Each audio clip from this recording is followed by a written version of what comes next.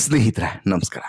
ಧರ್ಮಸ್ಥಳ ಮೂಲದ 22 ವರ್ಷದ aerospace engineer ಯುವತಿ ಪಂಜಾಬ್ನಲ್ಲಿ ನಿಗೂಢವಾಗಿ ಅಂತ್ಯವಾಗಿರೋದು, ದುರಂತ ಅಂತ್ಯವನ್ನು ಕಂಡಿರುವಂತಹ ಘಟನೆ ಬಹುಶಃ ನಿಮಗೆ ಇವಾಗ ಗೊತ್ತಾಗಿರುತ್ತೆ.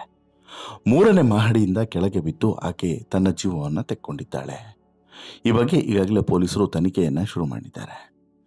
ಈ ಆಕಾಂಕ್ಷ ಇಲ್ಲಿ ಉದ್ಯೋಗ ಮಾಡೋದಕ್ಕೆ ಜಪಾನ್ಗೆ ಹೋಗೋದಕ್ಕೆ ಪ್ಲಾನನ್ನು ಮಾಡ್ಕೊಂಡಿದ್ಲು. ಈಗಾಗಲೇ ಕಂಪ್ಲೀಟ್ ಆಗಿದ್ದು ಕೋರ್ಸು.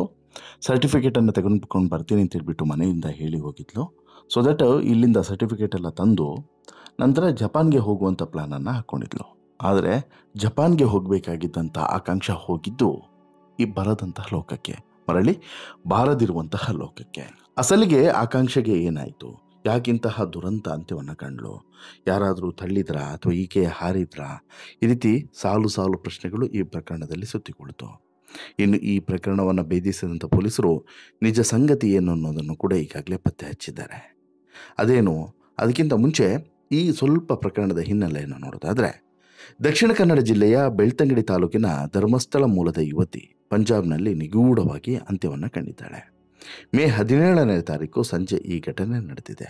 ಏರೋಸ್ಪೇಸ್ನ ಉದ್ಯೋಗಿ ಆಕಾಂಕ್ಷ ಎಸ್ ನಾಯರ್ 22 ವರ್ಷ ಈಕೆಗೆ 3ನೇ ಮಹಡಿಯಿಂದ ಬಿದ್ದು ಜೀವವನ್ನು ಅಂತ್ಯ ಮಾಡಿಕೊಂಡಿದ್ದಾಳೆ.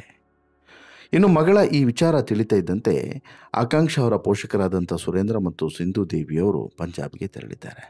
ಜಲಂಧರ್ ಪೊಲೀಸ್ ಠಾಣೆಯಲ್ಲಿ ಪ್ರಕರಣ ದಾಖಲಾಗಿದೆ. ತನಿಖೆಯೂ ಕೂಡ ನಡೀತಾ ಇದೆ.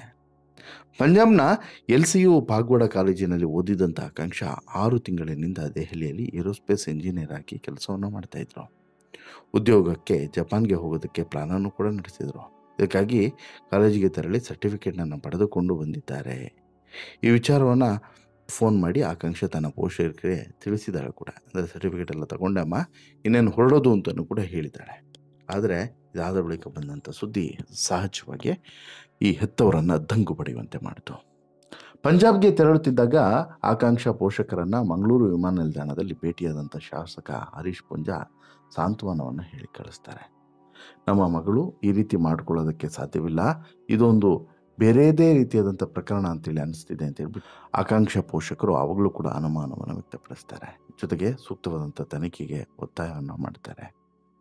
ಇನ್ನು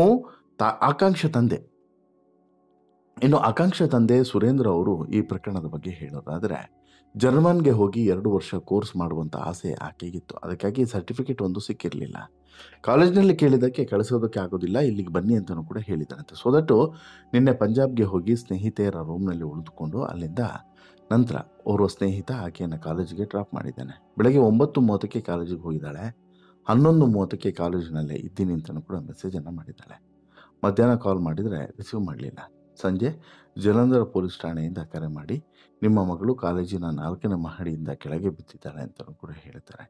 ಹೆಚ್ಚಿನ ಮಾಹಿತಿಯನ್ನು ಕೊಡೋದಕ್ಕೆ ಸಾಧ್ಯವಿಲ್ಲ, ಕೇಳಿದರೆ ನೀವು ಬನ್ನಿ ಅಂತಲೂ ಕೂಡ ಹೇಳ್ತಿದ್ದಾರೆ, ಅಷ್ಟು ಬಿಟ್ಟರೆ ಬೇರೇನೂ ಕೂಡ ಹೇಳ್ತಿಲ್ಲ ಅಂತೇಳಿ ಅವರ ತಂದೆ ಹೇಳ್ತಾರೆ.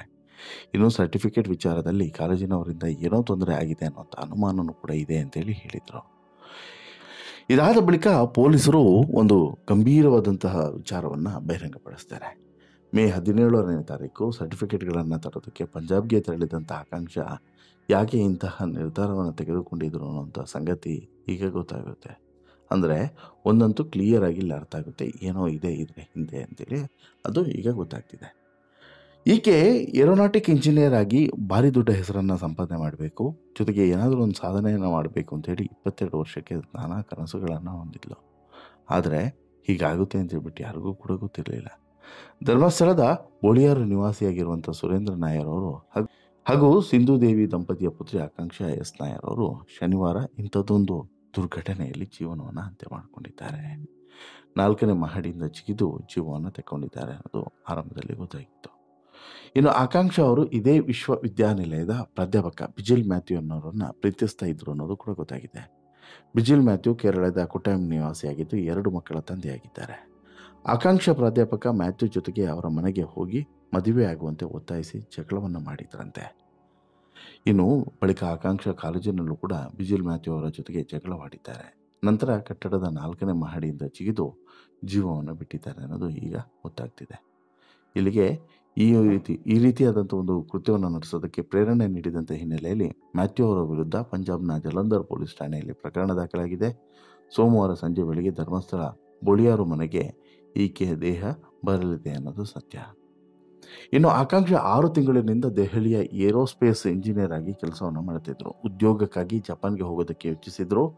ಆದರೆ ಇದರ ನಡುವೆ ಈ ಸರ್ಟಿಫಿಕೇಟ್ ಪಡೆದಂಗೂ ಆಯಿತು, ಜೊತೆಗೆ ಈ ಪ್ರೇಮಿಯ ಭೇಟಿ ಆದಂಗೂ ಆಯಿತು ಅಂತೇಳ್ಬಿಟ್ಟು ನಿಧಾನ ಮಾಡಿದರು. ಅಲ್ಲಿಗೆ ಒಂದಂತೂ ಕ್ಲಿಯರ್ ಆಯಿತು ಸ್ನೇಹಿತರೆ, ಏನು ಈ ಆಕಾಂಕ್ಷೆಗೆ ಅಲ್ಲಿನ ಪ್ರಾಧ್ಯಾಪಕರ ಜೊತೆಗೇನೆ ಲವ್ ಇತ್ತು. ಸೊ ದಟ್ಟು ಈ ಲವ್ ಸ್ವಲ್ಪ ಬೇರೆದೇ ಲೆವೆಲ್ನಲ್ಲಿ ಇತ್ತು. ಹಾಗೇನೆ ಏನು ಮಾಡೋದು ಆತ ಇಂತ ಅನ್ನುವಂತಹ ಪ್ರಶ್ನೆಯೂ ಕೂಡ ಎಲ್ಲರಲ್ಲೂ ಕೂಡ ಇದೆ. ಜೊತೆಗೆ ಈಕೆಗೆ ಪ್ರೀತಿ ಹುಟ್ಟಿದ ಹೇಗೆ, ಪ್ರಾಧ್ಯಾಪಕರು ಮತ್ತು ಈಕೆ ನಡುವೆ ಇದ್ದಂಥ ಸಂಬಂಧ ಯಾವ ರೀತಿ ಆದದ್ದು. ಈಗ ಇವರಿಬ್ಬರು ಪರಸ್ಪರ ಪ್ರೀತಿಸ್ತಿದ್ರು ಅನ್ನೋದು ಸರಿ, ಬಟ್ ಆತನಿಗೆ ಆಲ್ರೆಡಿ ಮದುವೆ ಆಗಿ 2 ಜನ ಮಕ್ಕಳಿದ್ದಾರೆ. ಅಂಥವರ ಜೊತೆಗೆ ನಿಜವಾಗ್ಲೂ ಕೂಡ ಪ್ರೀತಿ ಆಗಿದ್ದು ಹೌದಾ?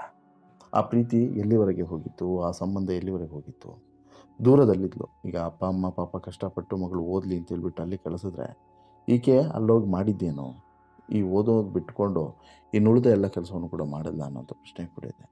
ಇನ್ನು ಈಕೆ ಆ ಮನೆಗೆ ಹೋಗಿ ಅಲ್ಲಿ ಒತ್ತಾಯವನ್ನು ಮಾಡಿದ್ದು, ಕೇಳ್ಕೊಂಡಿದ್ದು, ಈ ರೀತಿ ಆಗಬೇಕು ಅಂತೇಳಿ ಬೇಡಿದ್ದು ಎಲ್ಲದೂ ಕೂಡ ಬೇರೆ ಬೇರೆ ಕಾರಣಕ್ಕೆ ಅನ್ನುವಂಥದ್ದು ಒಂದು. ಇನ್ನು ಎರಡನೇದು, ಈಕೆ ಸ್ವಲ್ಪ ಯೋಚನೆ ಮಾಡಬೇಕಾಗಿತ್ತು. ಈಕೆಗೆ 22 ವರ್ಷ, ಆತನಿಗೆ ಈಗ 2 ಮಕ್ಕಳಿದೆ ಅಂತ ಹೇಳಿದ್ರೆ ಸುಮಾರು ಒಂದು 30, 35, 40 ವರ್ಷ. ಇಷ್ಟು ಡಿಫ್ರೆನ್ಸ್ ಇರುವಾಗ ಅದು ಯಾವ ರೀತಿಯಾಗಿ ಪ್ರೀತಿ ಹುಟ್ಟೋಕ್ಕೆ ಸಾಧ್ಯನೋ, ಅದು ಯಾವ ರೀತಿ ಇರೋಕ್ಕೂ ಕೂಡ ಜೊತೆಯಾಗಿರೋಕ್ಕೆ ಸಾಧ್ಯನೋ ಅರ್ಥನೇ ಆಗೋದಿಲ್ಲ.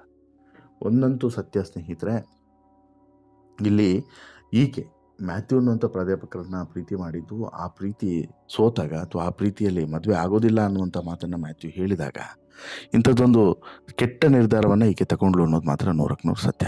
ಓವರಾಲ್ ಆಗಿ ನಿಮಗೆ ಅನಿಸುತ್ತೆ ಸ್ನೇಹಿತರೆ ಈ ಬೆಳವಣಿಗೆಗಳನ್ನು ಗಮನಿಸಿದ್ರೆ, ಮತ್ತು ಈಕೆ ತೆಗೆದುಕೊಂಡಂಥ ಆಕಾಂಕ್ಷೆ ತೆಗೆದುಕೊಂಡಂಥ ಈ ನಿರ್ಧಾರದ ಬಗ್ಗೆ ನಿಮಗೆ ಅನಿಸುತ್ತೆ? ನಿಮ್ಮ ಅಭಿಪ್ರಾಯವನ್ನು ದಯವಿಟ್ಟು ಕಮೆಂಟ್ ಮಾಡಿ ತಿಳಿಸಿ. ಜೊತೆಗೆ ಈ ಸ್ಟೋರಿ ಇಷ್ಟ ಆಯಿತು ಅಂತ ಹೇಳಿದ್ರೆ ಲೈಕ್ ಮಾಡಿ, ಶೇರ್ ಮಾಡಿ, ಚಾನಲ್ಗೆ ಸಬ್ಸ್ಕ್ರೈಬ್ ಆಗೋದು ಮರಿಬೇಡಿ. ಧನ್ಯವಾದ.